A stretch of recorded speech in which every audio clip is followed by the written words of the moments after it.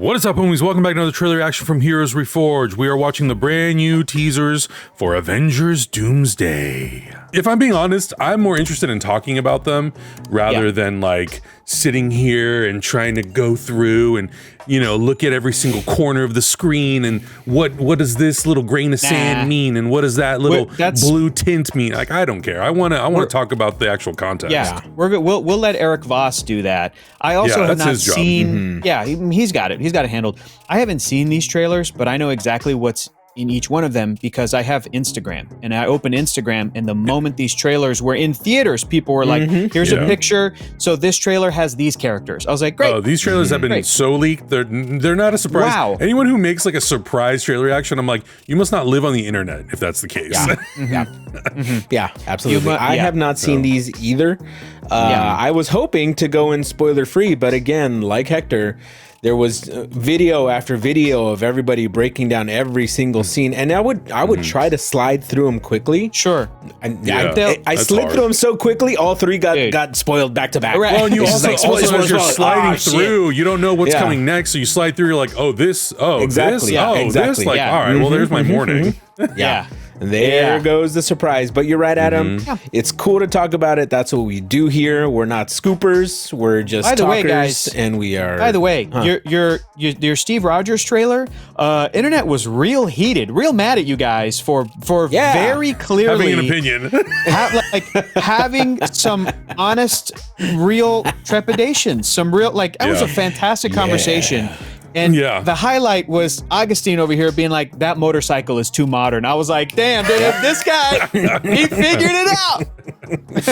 It is very interesting, though, because I feel like for the majority of our career on YouTube, which is now entering its 11th year, we've been called Marvel shills, and we've been, you know, like any sort of term that is a negative connotation towards Marvel, you know, we've been called that thing. So it is hilarious to me that we are now on the other side of it, where now we have a criticism of Marvel, or we maybe are like, I am totally gonna admit that like I have not been as excited about the current state of Marvel projects just because of how I felt about some of the recent projects. It doesn't mean that I'm totally not excited for Doomsday. It means that I'm not building up my anticipation so much. So if I go into it and I don't like it, I'm that much more disappointed. I'm kind of going into it like very even, like 50%. Like you can either completely win me over or you might lose me completely. So I'm just having realistic expectations. I'm not going into it like the hype engine, and I'm not going into it like Endgame and Infinity War, because it's just a very different beast than what it was 10 years ago. Absolutely. And you're right to clock all that. The internet can call me a Marvel shill all they want. I started a blog all about Marvel stuff this year because I'm trying to reconnect with the stuff that I love, and I'm having a great old time. I'm watching the early X-Men movies right now, like rewatching them, and I'm writing about them, and I'm in my little, I feel like Sarah Jessica Parker in Sex and the City, and I'm just doing my little journaling like, no, this is great, this is fun. You know, like, like I'm off the internet, and I'm just trying to like, oh, why do I like Nightcrawler? This is actually why I like Nightcrawler. This is so fun to talk about. But like, but I think you guys were also discussing not just how you feel, but sort of the feeling in general right now. It's so fair to say, okay, Steve Rogers is coming back. What are we doing with Sam Wilson? Okay, like the X-Men and the Fantastic Four and the Avengers are going to cross over. What are we doing with XYZ? What is going to be the next step? What's going to be the next stage? And I don't think this is just talking about certain creative decisions that Marvel Studios have made over the past couple of years, but this is also a reflection of like how the industry has changed. For better or worse, they're scaling back their TV shows that they put on Disney Plus. I love a lot of those. And it's frustrating to see a lot of those set up with like, ... where's season 2? I want to see Ms. Marvel season 2. I want to see She-Hulk season 2. I want to see Moon Knight. I want to see Ironheart, which had like a banger of a cliffhanger ending.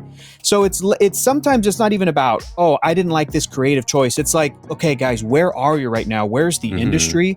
What's this studio doing? And I think it's also fair to be like, when you guys announce stuff like, here's Mahershala Ali as Blade, and it's so many years later. It's been 7 years almost in July. It's a That's different whole time. MCU like saga. Dude, and it's a different time than back in the day when it was like, oh, the post-credit scene in Iron Man 2 was Thor's hammer, and the next movie is Thor. It's just going right into the next movie. I miss Shang-Chi. I miss all these characters, and I'm excited a bunch of them are going to be in this, but I think we're still having this sort of like, it's not about I want everything spoiled for me, but there's a difference between when this franchise was heading into this final confrontation with Thanos. I think comic book fans and the people that have been following the MCU, we all kind of knew what we were going to get. They still had some curveballs in there. That 5 years later switch up is phenomenal and was kept under wraps. Still is like, whoa, what a swerve. It's incredible. But like even before then, I think that some comic fans like ourselves, or the stuff we're familiar with, could have clocked even what was going to be post Thanos. We were all like, yeah, Spider-Man's probably going to get a second and third movie. You know, Black Panther is going to get a sequel. Doctor Strange is going to get a sequel. Like, we could kind of clock it, but it's so different right now that it is frustrating.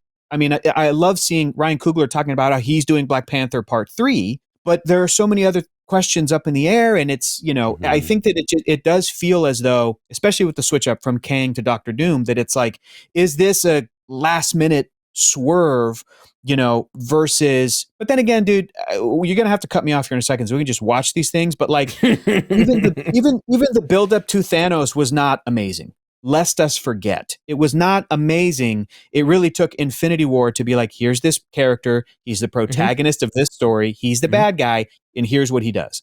So I'm totally open to seeing this Robert Downey Doom show up and do his thing.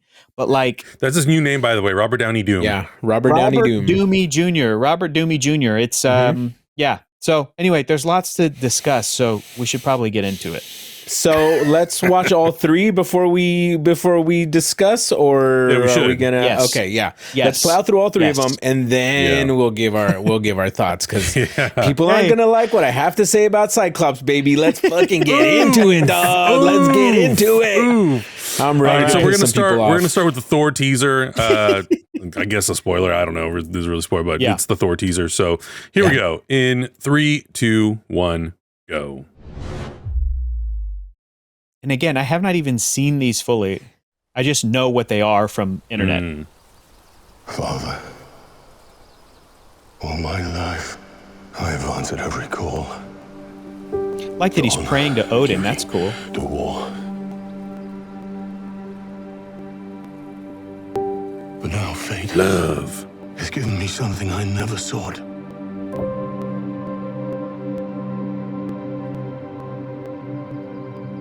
A child. A life untouched by the storm. Lend me the strength of the old fathers, so that I may fight once more, defeat one more enemy, and return home to her. Nice. Not as a warrior, but as warmth. Nice. To teach her not battle, but stillness. The kind I never knew. That's going to be an impossibility, Thor. I'm sorry. Okay. That's not how it works out for you, buddy. I do love I know we'll talk about it more, but I love like the way he's portraying that. The very dramatic. Yeah. It kind of takes it a little bit back to Thor 1 and some of the more dramatic elements of the other sequels as well. I know I'm maybe, well, this is not true. I just didn't love Thor Love and Thunder, but I still love Hemsworth. Sure. Like, Hemsworth is still great. I love Thor Love and Thunder. I think it's a fantastic movie. I think it's a great entry for Thor. It wasn't the strongest entry for Thor, but I think it's better than Thor 2 for sure. I actually think it's probably better than Thor 1, because I can't get over the fact that they painted his eyebrows. Yeah, right. Like, I can't look at his face. Guys, I can't look at his face. We got to get to the next one. Let's do the next trailer. Okay, we'll come back. We'll come back to Thor. All right, here we go. In 3, 2, 1, go. The X-Men will return. Okay. Death comes for us all. Orokusaki. That's all I know for sure. Dude, Ian McKellen he's incredible. The question isn't, are you prepared to die? The question is, Who will you be when you close your eyes? That's heavy. That's some heavy shit. Pretty rad if he was just like, dude. melon. Nice jacket. Hey, they look great. Oh, that feels like X-Men 97 in live action form. Yes. Sure. I'm sure they took it straight from there. I have a lot of thoughts about that. Let's get into the third one. Before we start talking about that. A lot of thoughts about that. Yep. Ready? Okay. Ready when you guys are. Here we go. 3, 2, 1, go.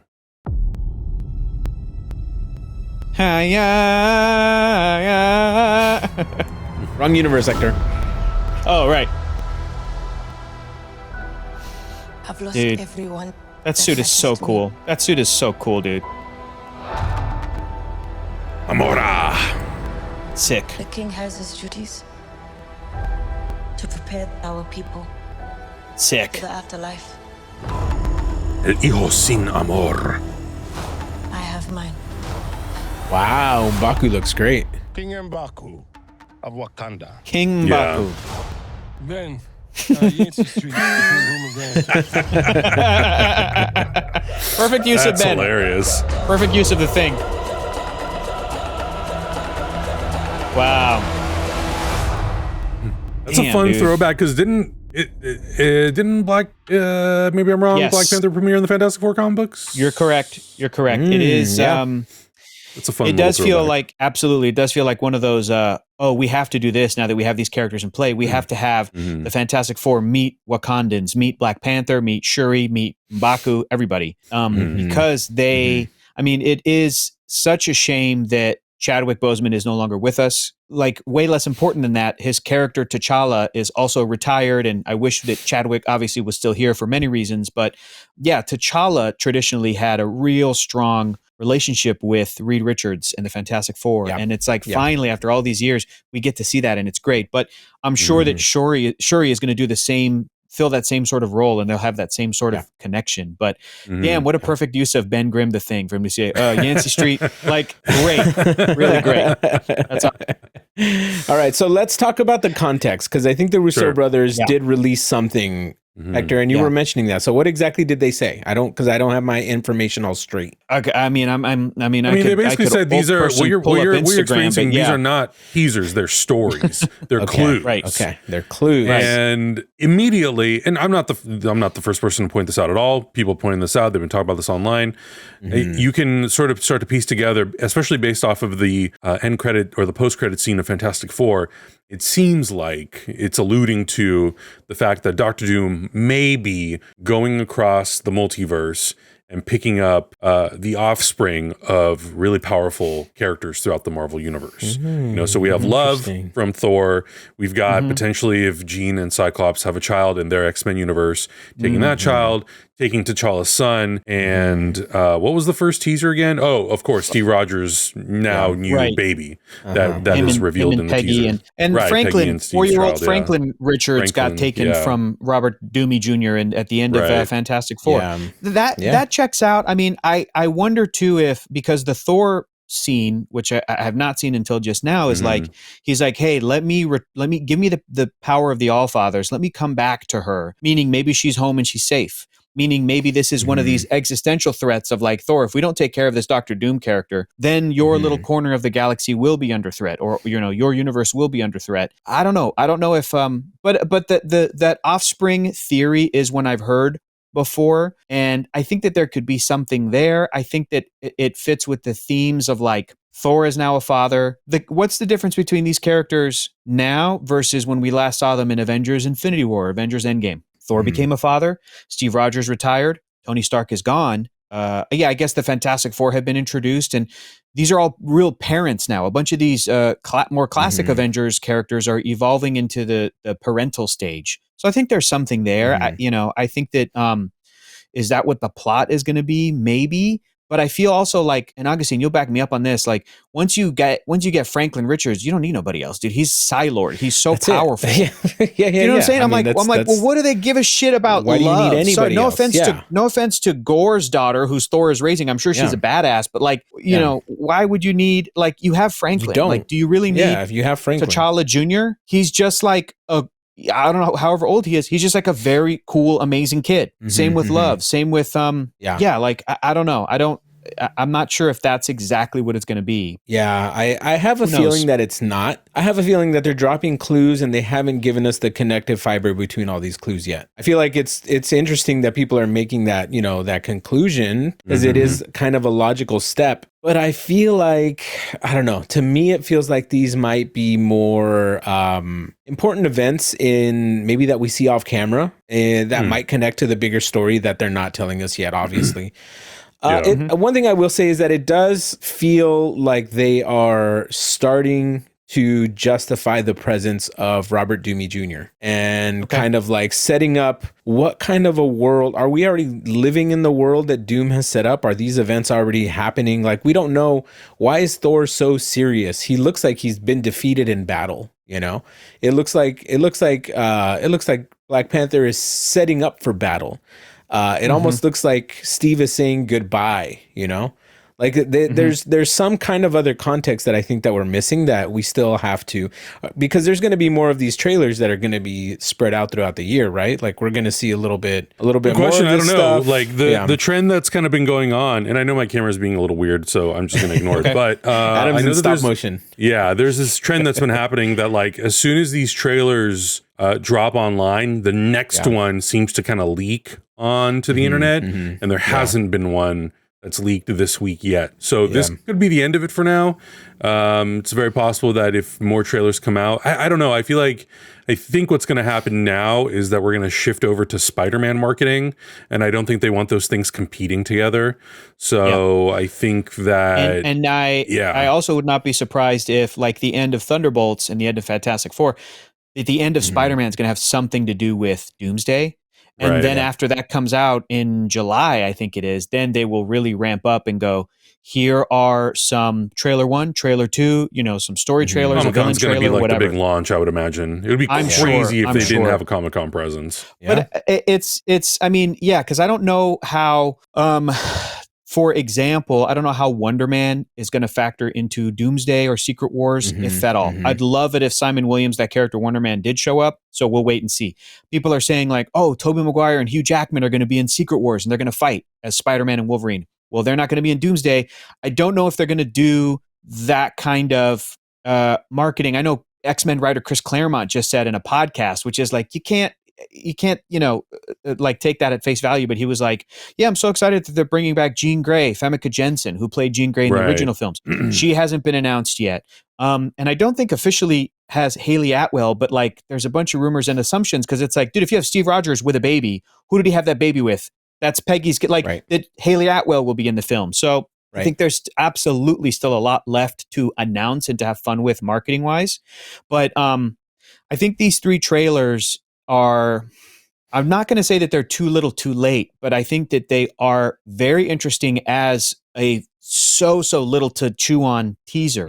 I think that the juiciest and kind of most fun one is the X-Men one because it has that emotional moment and then just this big actiony thing with like a cool costume reveal. And the other ones don't have that. The Wakanda Fantastic Four, it's awesome. And I love those characters. And it's just a great little meet cute, a great little funny, like, you know, meeting moment. And then we go on. It wasn't like there was a big flash of like, and then the Thing fights Namor. What a great, they clashed. And then they cut. Like there wasn't anything like that. And the other issue is the Thor one, I agree, is also really cool, but it's making you ask questions about the story.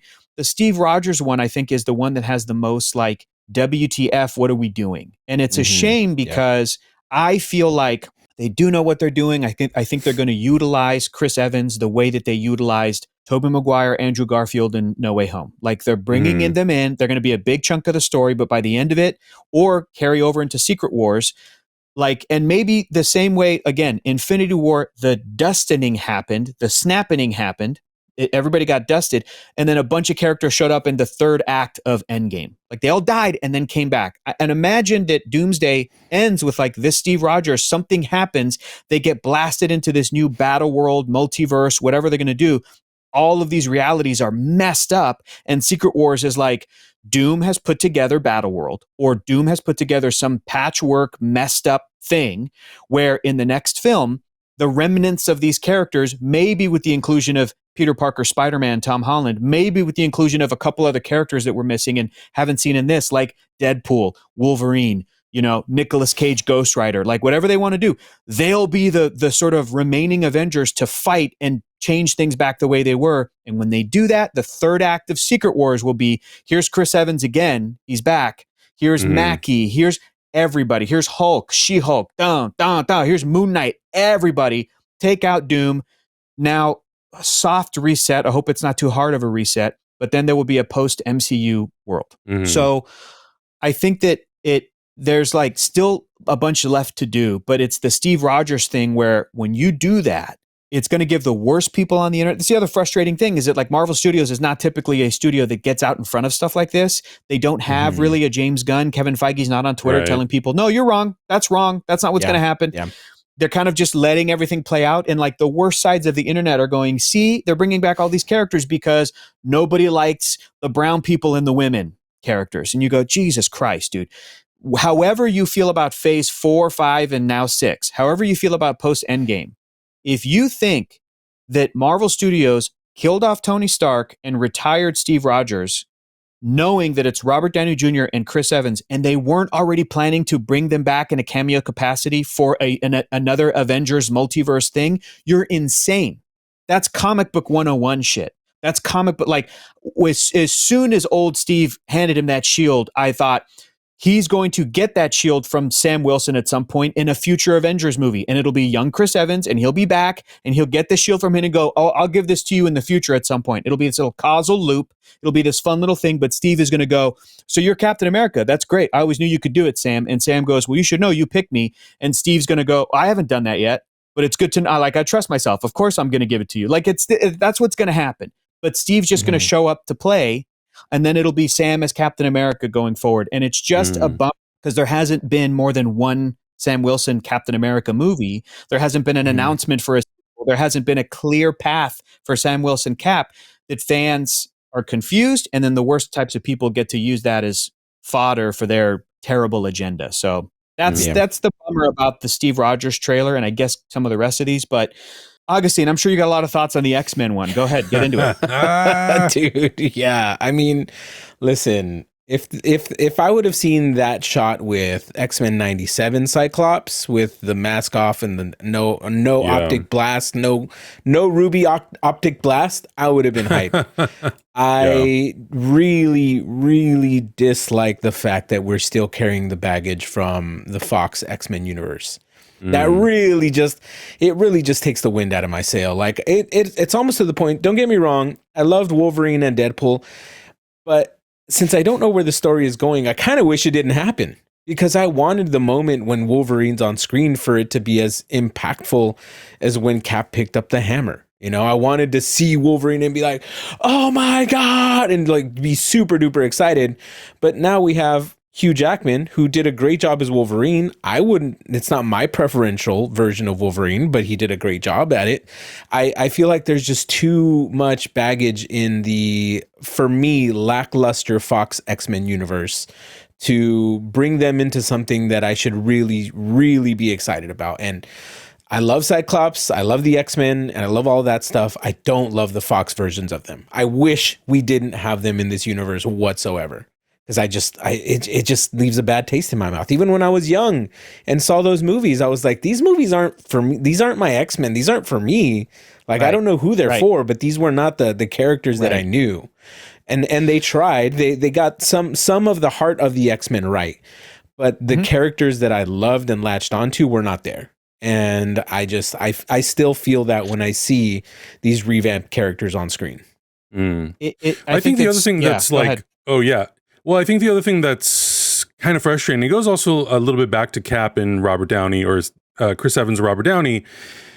I think to a certain extent, some fans, and this is not a blanket, it's not all fans, because some fans want to see these characters come back. But I think a lot of people, especially when filmmakers make definitive choices and they end characters' stories, they want it to be the end. Like Logan was the end of that story. It paid off, like so many years of that actor playing that character, and it felt good to go into something, and we all cried and we were all sad. Professor X dies. That was already his second time that he technically died.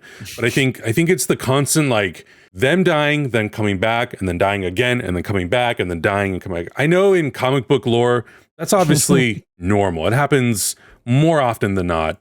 But I also feel like I think some people, and I think this is the big criticism that I think a lot of fans have, is like, it almost feels like it cheapens the emotional arc that they already went on.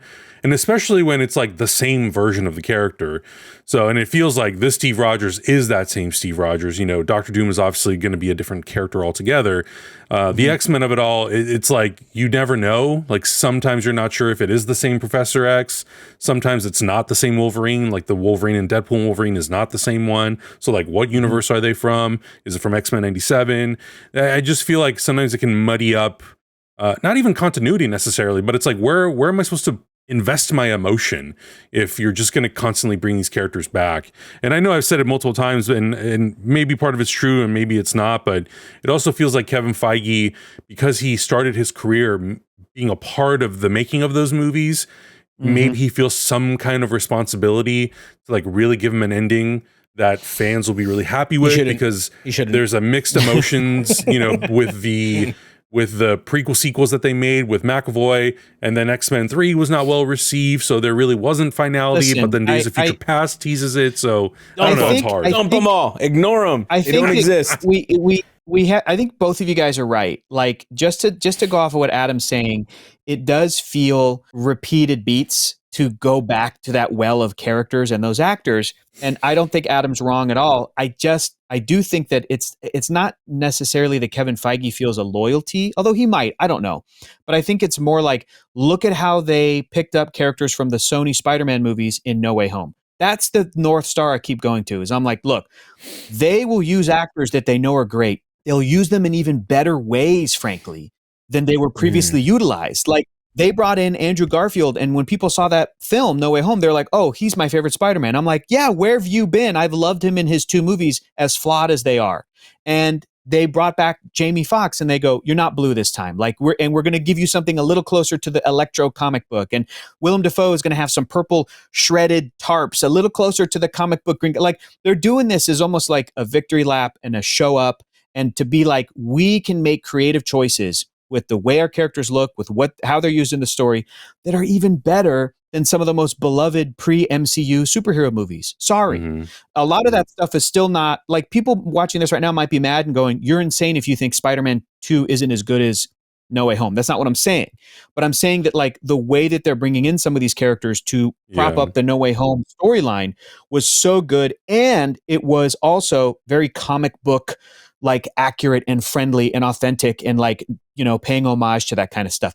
I think there's just too tantalizing of an option to use Sir Patrick Stewart, who is amazing. Now Ian McKellen, all of these actors, even like Kelsey Grammer to voice a CG beast. It's like, they have baggage, good and bad, but you get that little pop of nostalgia. But it is more like, okay, but before Hugh Jackman truly retires, this is what it is. To go back to what Augustine was saying, I agree fully that this studio could have dove right into their iteration of Charles Xavier, Magneto, the X-Men, the mutants, young characters, their new Logan, everything, and just started building it out. Like they did with Tom Holland and Captain America Civil War, and just started doing their own Spider-Man. This is our MCU version. That's it. There's no turning back. And I think that instead of doing that in 2019, when Endgame was released, and they were already working on this before that, but think 2019, they looked ahead and they went, well, instead of going straight to the next biggest thing, which is like Doctor Doom or Apocalypse or Onslaught of the X-Men or some huge, the Phoenix Force or some massive like Galactus or whatever, they went, hang on, we're so on top of the world right now. We took a kind of a B-list comic book villain that nobody knew who it was, Thanos, and made him A-list because he's a big deal in the comics. Don't get me wrong, but like my dad didn't know who Thanos was, and they built up Thanos to be that A-list character. We could do that with anybody. We could do that with Kang the Conqueror and spend an entire next 3 phases just on Kang to space out the time before we will then dive into the X-Men and Fantastic Four on our own terms. Let's spend the next decade, 10 years, to space it out instead of diving right in. Because in that 10 years, we'll pivot and call it the Multiverse Saga as an excuse to bring back Tobey Maguire, Andrew Garfield, Hugh Jackman, Nicolas Cage, Ghost Rider, anybody we want, to have these great little nostalgic pops. Then when all the dust has settled, then we'll do our version of but let's give them a good, proper goodbye. Let's ask Hugh Jackman if he wants to wear the yellow costume and the mask. Let's ask James Marsden if he wants to come back and really be Scott Summers Cyclops with the accurate costume. So I'm sure some of these actors are like, hell yes to the paycheck, but also, yeah, dude, it's about time I'm seeing all these MCU actors get to do all this awesome shit and wear these cool suits. Like, and my X-Men movies never let Cyclops be cool. So, what do you prefer, yellow spandex? I think Augustine is correct, but I just think that like at a movie making marketing level, that everyone at Marvel Studios was like, but it's too good of an opportunity to pass up. Patrick Stewart is aging into his 90s. If we don't put him into a movie now he's going to be gone. Now or never. So yes, Doctor Strange, dude, he's in great shape. Let's bring him back for some more stuff. Let's bring him back. Let's bring back Ian McKellen. And I do think that this is going to be it. And the frustrating thing is, I hope it is, but I don't know for sure. And I really hope that they're not just going to cheat and merge these universes after Doomsday. Like, this is what the fans always wanted. Hugh Jackman's going to be Wolverine until he's 90. I really don't want to see that. And I wish I could tell Augustine everything's going to be okay, but I don't work at Marvel Studios. I don't know. I can't. And so, but I'm like, I really like 90% believe it is going to be okay, because I believe that Marvel Studios so far has made all the right calls. When I look at their track record, I'm like, dude, I think they get Marvel. I think they get these characters. I think they know how important the X-Men is. They're just taking a victory celebrity lap with these actors, and then they will jump into their own stuff. And we just have to have fun with this for the next 2 years. And then after Doomsday, then it's really, we can crack our knuckles and go, okay, boys, what are you doing over there? What's the direction here? What is this? What is this X-Men film going to be from the director of Thunderbolts, right? What's the Fantastic Four sequel going to be? Are we merging these universes? What's going on? Then we can get into the nitty gritty. But right now it's just, and I think what makes it hard too is they've had to pivot too. They've had to pivot and change things, and some things were in their control, some things were out of their control. When it came to like actors phasing in and out or whatever. So I totally understand. I totally understand that. That's got to be tough. And my hope, it's not that I'm against having these multiple multiverse versions of these characters in the movies. I just want it to feel like it is for good reason. And it's not just to be, well, if we do this, we can bring these actors back.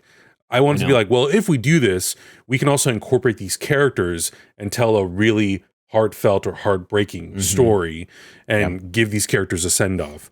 And like, if that also ties into things like incursions and all that stuff, then like, I'm all good with it. Real talk, guys. Let's go back to 2015. Let's go back to the first Ant-Man movie coming out. That movie had to convince Augustine it was worth it. That was the test. And I'm going to tell you right now, I am so excited to sit in a theater next to my pal when the X-Men come up on screen, because Augustine is the test. If Augustine at the end of Avengers Doomsday turns to us and goes, guys, that was pretty sick, they did a pretty good job, like, then that's it. That's what I hope so. I hope so. He's the barometer. He's the litmus test. He's the guy. And I really hope that they do, because I want to be sitting next to Augustine when some amazing X-Men shit happens on screen that really makes him go, that's actually really like accurate to the X-Men. This is amazing. This is really cool. Right. Listen, dude, I've sat next to him when it's been disappointing. I'm thinking of a specific movie. I don't want to mention it, but I want to sit next to him when it's been awesome, when it's awesome. He's the test, dude. That's what I'm looking forward to. And they can do it. I believe that there is a chance that it can happen. I just, in my head, I just would have preferred not to. But like I've said 1,000 times throughout our YouTube career, I'm more than happy to be wrong. I would be so happy if I'm wrong. That would be amazing if these guys made me stand up and scream in excitement with, you know, whatever happens. And you know what? It happened in X-Men 97. First sequence, Cyclops shows up and he's a badass. 100% 180 turn from what he was in the show, which we watch and is all on Patreon if you guys want to go and check that out. We watched every single episode of the original X-Men series, and we had a blast. But they turned it around in one sequence, so it's possible. Like they can do it. And if they show me that their heart and their minds are in the right place when it comes to as important of a franchise as the X-Men is, potentially the next 10 years of what the MCU can be, then I'm all down for it. But right now, well, and also you have to keep in mind that Doomsday is also it's not just a setup, but part of the movie is that it is a setup for Secret Wars. So you may not see that full payoff until December 2027. So you might see part of it this December and then the rest of it next year. So it's just something to also keep in mind of, like, it's not going to be maybe a totally fulfilling experience just at the end of this year. Yeah, absolutely. But I have a feeling that by the time this is over, I'm going to either say I don't like it or I want more. I need more. I need to see how this ends. And look, dude, we've been doing this for almost 11 years. I can wait another year and a half, 2 years, whatever, dude. I'll do it. At this point, it's small potatoes. At this point, it's like, whatever, bro. I got a lot of shit to 11 watch. months is nothing. Whatever. Yeah. Oh, man. Great. It's going to be interesting, though. I think the next several months are going to be interesting to see the conversation, to continue to see the conversation as they continue to roll more stuff out. Because now that they've gotten these like little story vignettes out of the way, there's been rumors that they might do something for the Super Bowl, which like they obviously totally could. And that could be the sort of premiere of their maybe first trailer. But I think Comic-Con is going to be big. Yeah. I think they know that, especially because they skipped last year and the year before. Maybe it was just last year. But I think that they know that it is important to come to Comic-Con because those are the fans. Like those are a lot of those people are like the biggest fans in the world who really make it a point to try to be there, and that's going to be their opportunity to really try to win people over with whatever they premiere. It's going to go on the internet, so we'll see. It's going to be we'll see, brother. We will see. Yeah, we'll see. But let us know your thoughts in the comments below. What did you think of these teasers, these little vignettes for all these character reveals? What are your thoughts on what could happen in Doomsday and whether or not it's going to be a hard or soft reboot? I'm very curious about that as well. Let us know. Check out everything else we're watching. We'll see you guys in the next one. Bye. Bye.